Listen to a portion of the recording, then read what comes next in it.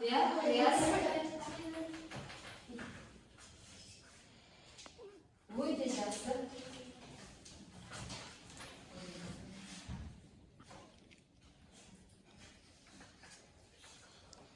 Физикалық құбылыс яғни мысалдарын екі мысал көрсетеміз. Физикалық құбылысқа. Я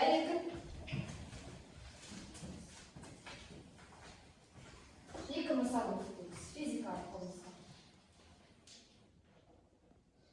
Құралдың пайда болуы, сосын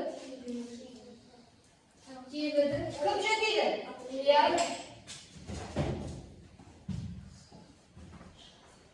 Қайсыны алып тастайсың? Қош, қағаздың жануы дейді. Ол қағаз жанып кеткеннен кейін бізде қара несі қалмайды ма, да? Бұл жерде шынының сылуы.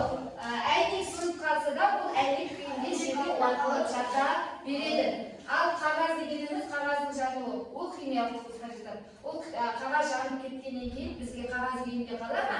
Жоқ, оның бізге күйген заты қалады, да? Келесі.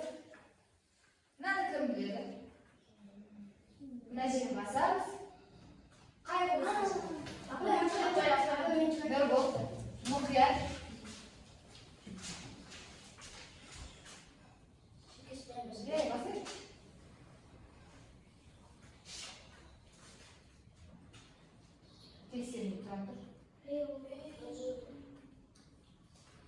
Ündemeyimiz.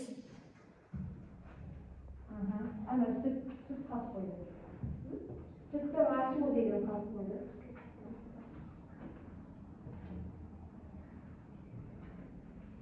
Kaç tane kadar?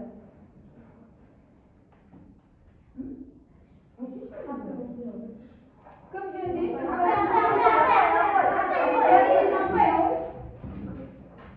Buraya kaç yıllar gidesin bana şimdi? İlk kaç yıllar? Kaç yıllar?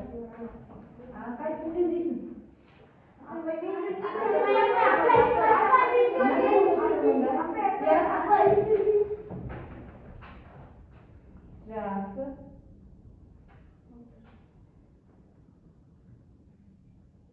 Енді өз-өзіңе жетесің осы. Тексере ал.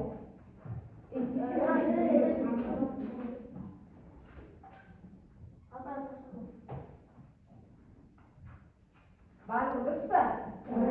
Барлығы дұрыс. Кім қателесті мынадан? Нұрбол қателесті.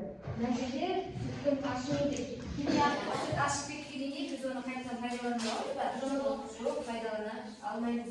Содан кейін балмұздақты бастапты.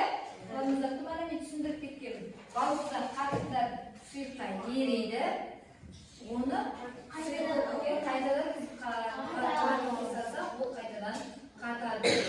Бізге ол тек қана балмұздақтың агрегаттық күйі өзгеріп қаттыдан сұйыққа. Жақсы. Енді манағы біздің неміздегі қолымыздағы бағалы парағындағы ана шыққан тапсырмаға бала өздерінің істеріне бағаларындағы бір бағалы бар. Соңғысына ол бағалы түзелісі өзгесі. Үшеуіңіз қолын. Соған дұрыс болғаныңызға бір бал қоямыз. Жоқ, мән қойдық па? Одан кейін тапсырманы экраннан орындадық қой. Міне, мына тапсырманы орындадық қой. Соған өздеріңіз бағалы түсіріңіз. Біреудің дұрыс болдың ба? Тек қана біреудің дұрыс болдың ба мынада? Әркім өзін бағалап істейміз осыны. Бағаладық па? Енді бағалап болса, оның астында түсіндім, түсінбегенім, және не зат бар? Ұсыныс бар. Бүгінгі сабақ бойынша біз өздерің түсінгенін жазасыңдар, не түсіндім, түсінбегендерін жазасыңдар. Одан кейін осы сабаққа ұсыныс пікірлерің болса, соны жазасыңдар. Қолдарыңызға, қағазыңызға барлығымыз жазамыз. Бүгінгі сабақта ұсыныс жоқ болса, қасына минус қойып кете қойыңыз. Жаңа ұсынысын айтар, ұсынысын жоқ деп. Астына. Түсінгендерін жазың. Түсінбегендерін жазыңдар. Барлығын түсініп отырсақ, түсінбегендерге минус белгісін қоя салыңдар.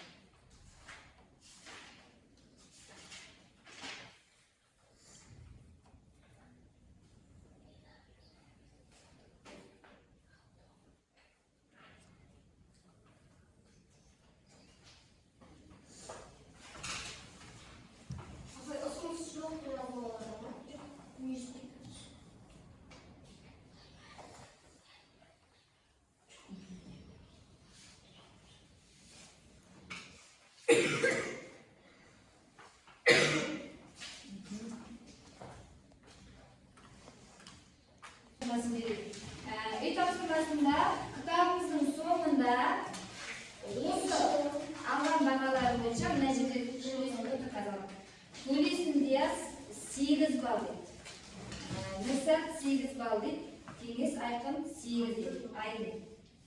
Ал Мырзаев Фариза 5 балл дейді. Өздерінің бағалау бойынша. Қазір мына жерде осы бойынша қазір мен сендерге мектеп өтуға бағаларымды. Расул 9 дейді, өте жақсы. Кім? Нұргүл 8. Айзат 9, өте жақсы, сабаққа жақсылатысты. Үзілхан 7. Сезім 9. Малика 6. Еркін 7. Жәлерге 7 деп өздері. Осы бойынша мектебе бағаларын қоямын. Енді үй тапсырмасына қарайық. Үй тапсырмасына кітабымыздың 120 бетіндегі мына кестені орындаймыз. Бұл кестені дәптеріңізге дәл осылай сызамыз. Дәл осылай сызамыз. Үстінде қоршағанның ішінде сөздер бар. Құбырды тот басты, терезе әйнегі сынды, автомобиль қозғалтқышында жанармай жанды, қайық жүзді дейді. Осы сөйлемдерді астындағы химиялық құбылыстар, биологиялық құбылыстар және физикалық құбылыстарға апарып жіктейміз. Бірінші тапсырмамыз сияқты ғой. Осылай үйде тапсырмаларды, мына үстіндегі сөздерді астындағы кестеге апарып орналастырамыз. Түсіндік пе? Дәптерлерімізге үй жұмысына деп дәптерлерімізге жазып аламыз.